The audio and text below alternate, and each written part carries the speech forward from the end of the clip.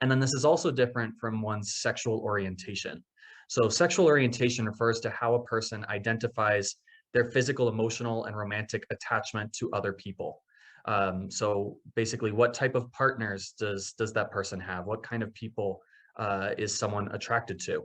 An individual's sexual orientation is independent from their sex, and it's independent from their gender identity.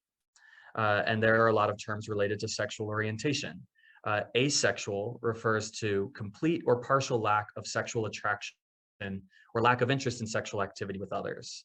Bisexual means that someone is attracted to more than one sex, gender, or gender identity, not necessarily simultaneously, not necessarily equally, not necessarily in the same way. Gay is a term that refers to someone who is emotionally, romantically, or sexually attracted to the same gender that they identify as. Men, women, and non-binary people can use the term gay to describe themselves.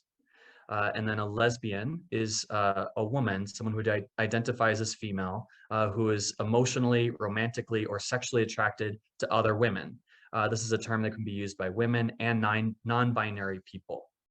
And then heterosexual or straight identifies a male or female who is attracted to people of the opposite gender or sex. And then another related term is queer. So this is a more broad term. It's used to express a spectrum of identities and orientations that are counter to the mainstream. Used to be considered a slur, but now it's been reappropriated by the LGBTQ community. And it's a word that some people are proud to identify. It's more all-encompassing. And then another term is questioning. So that's a term used to describe people who are in the process of exploring their sexual orientation or gender identity.